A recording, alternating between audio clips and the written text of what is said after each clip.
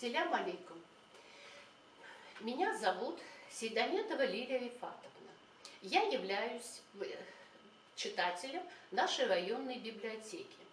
Мы переехали в Крым в 1969 году. С тех пор мы очень плотно начали изучать нашу крымско-татарскую культуру.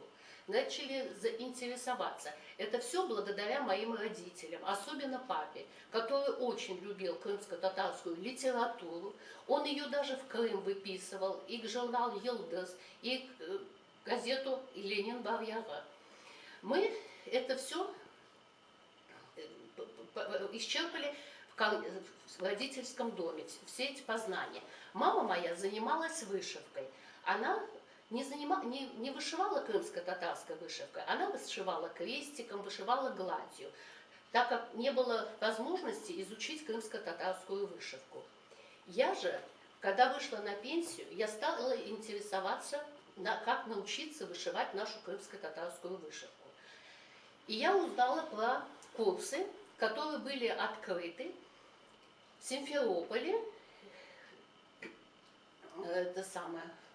творческим объединением. Так как Крым у нас очень многообразный, многонациональный, то и многоликий, то у нас и вышивка такая же, многообразная и многоликая. Ну, на фоне крымско-татарской вышивки я в то же время увлеклась и бисерной вышивкой.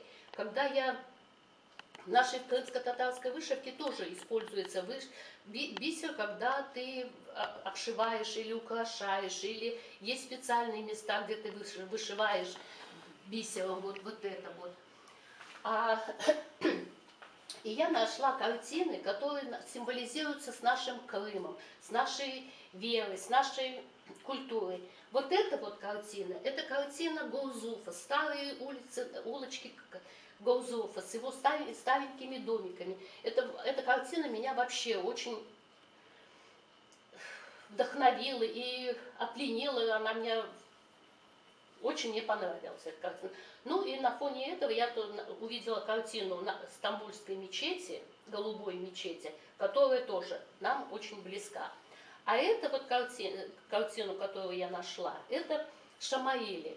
Эти шамаилями украшали наши мечети. И вот это вот шамаиль, который означает стремление к знаниям. Кто стремится к знаниям, тот будет в раю. Вот это вот одна из незавершенных моих работ, которая будет подушечкой на диван, диванной подушкой. Это относится к нашему Эвджияру. Эвджияр – это украшение дома работами ручной работы. Это раньше женщины вышивали, ткали, и этими изделиями украшали дом.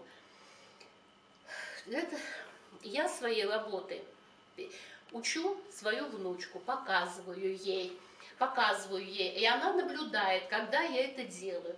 Потом она берет самостоятельно, что-то тоже пытается делать. Но еще у нее не совсем это получается, но я надеюсь, что со временем это у нее будет получаться очень хорошо.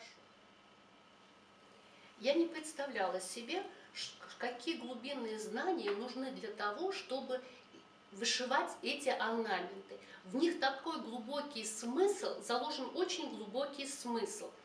Мы не раз посещали наши этнографические музеи, Симферопольский крымско-татарский музей, музей в Ялте, в котором есть прекрасный человек, Людмила Владимировна Петренко, которая всю жизнь занималась ее мамой, и она занималась изучением крымско-татарского орнамента.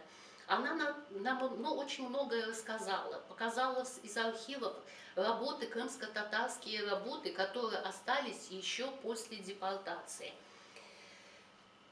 В общем, изучайте, работайте, стремитесь к тому, что наша крымско-татарская культура очень богатая, и стремитесь ее изучать. И я завершу свое выступление тем, что кто стремится к знаниям, тот будет в раю.